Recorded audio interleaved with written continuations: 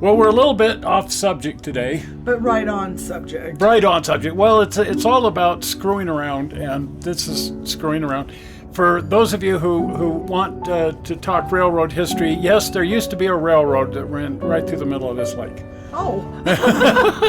Well, there were two. There was the Salt Lake and Eastern that went right up through here, and then later on the Rio Grande. Oh, okay. Went to. Anyway, right now it's a park, Sugar House Park, and because there's been flooding here in Salt Lake, it's also a lake. Right. And we talked about this a couple of weeks ago when we were opening up the Garden Railroad, that the streams are running really high and we're getting a lot of flooding right now. We sure are. And there has been some property damage, of course, because that's the nature of flooding. It sure is. This is interesting. Yeah, there was a sinkhole. I guess so, and it's not even Florida. And when we were up at the Golden Spike reenactment for May 10th, the Bear River looks like this. It's a little bit over its banks. Oh. And it's doing some damage, mostly to crops and stuff. But and that gazebo, I think that's a gazebo. Yeah, now it's a submarine. Or out of Egypt or something. Anyway, we thought we'd touch bases on some historic floods around here, just for fun.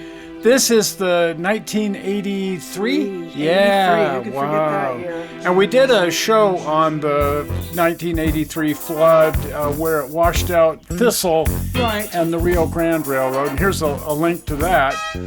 But one of the things about floods is some people they just can't resist the temptation to not take it all that seriously. Well, you have to make the best of a bad situation. Well, screwing around reigns supreme. And how many times do you get an opportunity to kayak down State Street through the middle of town? But it is necessary to keep in mind that floods are actually devastating. Oh, I can't believe the amount of damage that water can cause. And 1983 was, well, it did a tremendous amount of damage to a tremendous amount of things. Right. Anyway, moving on now to 2004. When I got up one morning, this was when I was living in California and working there. I was living in Ojai, and this was the view out my living room window on the first day of school when I was supposed to be heading down to campus to go teach. And in fact, I was trapped in my house for the next 3 days. Well, I guess so. Because this is the Casitas River, which never has any water in it, but that in 2004 it had a lot of water in it. And that's just sort of the nature of flooding, that sometimes these little tiny streams that have just a trickle in them or no water at all turn into a raging river. Oh, yes.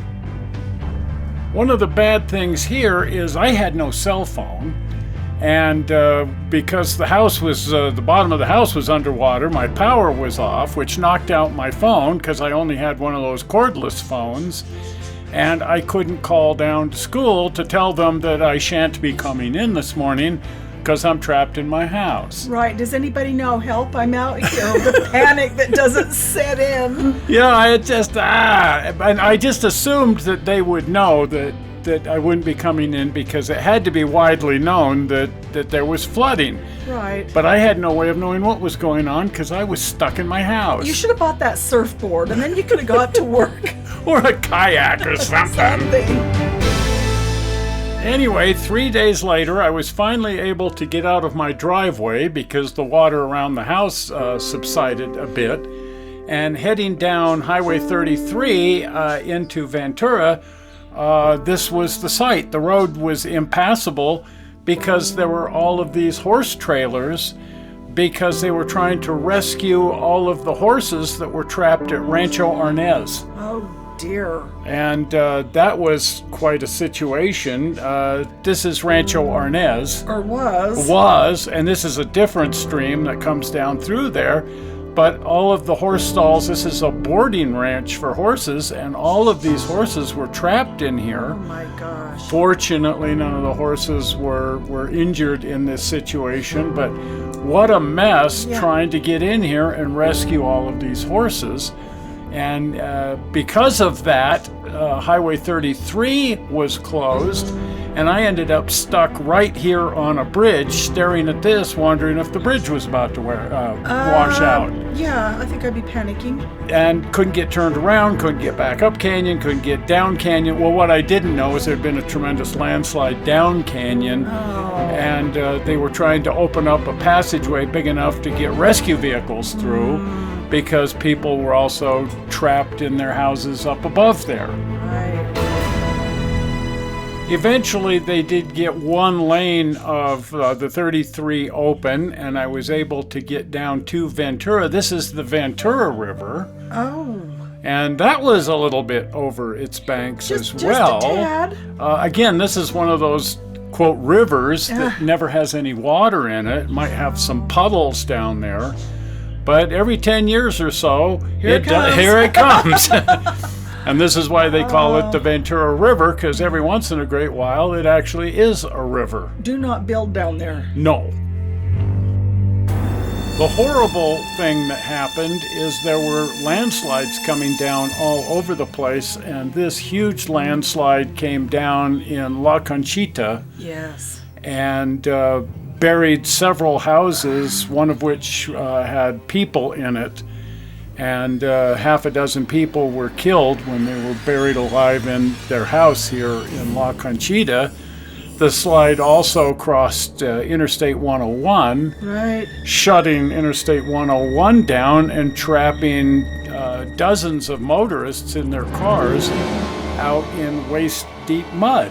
Right. I remember hearing about this on the news where I lived, and it was just, it was on the news.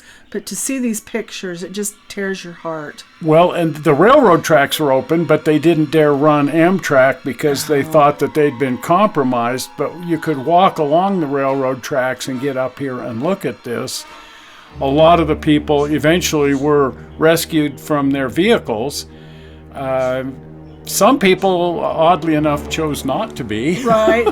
They said, I'm going to stay with my vehicle. Well, not so much vehicle as motorhome. There you go. And they're again making the best of a bad situation. Consider it a vacation at the beach, I guess. I guess, or just a roof over your head, thank goodness. So they just rotated the satellite dish around and put the pop-out section in the pop-out position and just stayed there. Right. Now, I mentioned I was trying to get to work at Brooks Institute. At the time, that's where I was working. I was teaching at Brooks Institute of Photography. We had campuses in Santa Barbara and Ventura. This is the Ventura campus, which is where I predominantly worked and where I was trying to get through when I found myself trapped in my house. But it was a movie studio. The Ventura campus was the motion picture studio, and it was just an absolutely amazing place to work.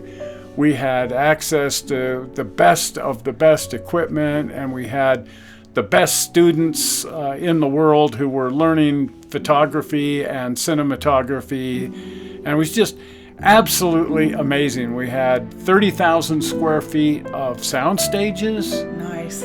And just an absolutely spectacular facility with access to all of the right industry people to help students with their projects. This was kind of my area, post-production. Yeah, it looks a little bit familiar. This was the mix room. After the flood, I actually just relocated my office out to this building because I was in these post-production offices so much, it made sense to just relocate my office out here. And since my office had been trashed, it made even more sense. But this was the post-production. We also had a back lot. That was so neat. I love that part. This beautiful back lot. This was a village that had been built for Air America, which was filmed there. And we had that, but when the floodwaters came, this is the back lot. There it is now. When I was trapped in my house, I thought, well, they are still teaching classes down there and I just can't get down there. No, the whole campus was underwater. Different type of class going on there. This is yet a different stream. This is the Cañada Larga stream, which became the Cañada Larga River. Right. Well, Larga is large in Spanish. So. Yes, it was a very large canyon with a very small stream. And then this was the bus stop for the students, and the city bus decided he was going to try to get through the floodwaters, and they had to rescue all the people out of the bus because the bus was stuck in the mud and waist-deep water.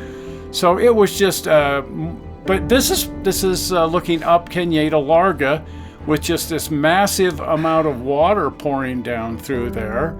And this is what it looked like a couple of days later when the water subsided. The mud didn't subside. There was just mud and damage everywhere from this stream coming down through here, this river coming down through here. Well, I can almost smell it, because floodwaters have it has a weird smell. It just, this had a special stink because it broke the sewer lines too. That usually happens. And so, anyway, the campus was severely flooded. This is after the waters subsided and we could finally get back on campus, probably 10 days later. Right. And as the cleanup process started to come through here and try to clean up the mess left when the floodwaters came roaring through here. They brought in a lot of heavy equipment to dig the mud out, but they wanted us over there. In the meantime, we're teaching school in a hotel. But then in our spare time, they wanted us over here to make sure that nothing important was being destroyed by the cleanup efforts. Right. And they brought in all kinds of heavy equipment to try to dig everything out. The downside there is the heavy equipment was getting stuck in the mud. I was just going to say. I mean, we're talking about 3 feet deep of just soggy, icky mud. And this is the back lot, and they were hauling all of the destroyed furniture and everything out onto the back lot and trying to sort through the mess out here, and just taking out truckloads and truckloads and truckloads of sticky, gooey, stinky mud. This is sort of funny if you can find humor in the middle of a thing like this. When I checked the security system, it said that there was system trouble. You think? Just a little? There's artificial intelligence. This is artificial understatement. Yeah, there you go. As we were cleaning up, it was really noticeable. The high water mark here had left quite a mark on the walls. This was actually one of the shallower places. In the deepest areas, it had been about 5 feet deep. Dear Lord. And then they brought in a disaster cleanup company to try to dry the place out. All the carpets were thrown out and everything, but the problem was they were concerned about mold and mildew building up inside the stud walls. So the way they combat that is they bring in huge propane heaters, and they heated up the insides of all of the buildings to around 120 degrees. Oh, nice. And then just held it that way for about 10 days. That second door on the left, that was my office. Right. And it was completely empty because they went through and they just started grabbing things and moving it around to get it out of the way. So one of the things we had to do was scour around through everybody else's office looking for all of our stuff. Oh my gosh, where's my computer, right? Yeah, or just my books or anything. Yeah. This is Dave's office. All my stuff ended up in Dave's office, and all of his stuff ended up in Glenn's office. I've heard of musical chairs, but never flooded office. This was Rich's office, and I found a whole bunch of my stuff in Rich's office. Oh, okay. And Rich's, a lot of Rich's stuff just was never found. It was just gone. Well, with that big hose there, it's like the way it went. Of course, eventually everything dried out and returned to California beautiful. Right. And we went back to work, and all was blissful. Right. Hotel California all over again. Our little house on the prairie. Anyway, a little bit off subject. We just thought we'd reminisce about floods today. Right. Now, if you're not a subscriber to the channel, please subscribe, and you can do that by clicking on the upcoming blue button. Are we ready for that? Zoink! Right there, the blue button. Well, we're not sure how you found these flood stories on the internet.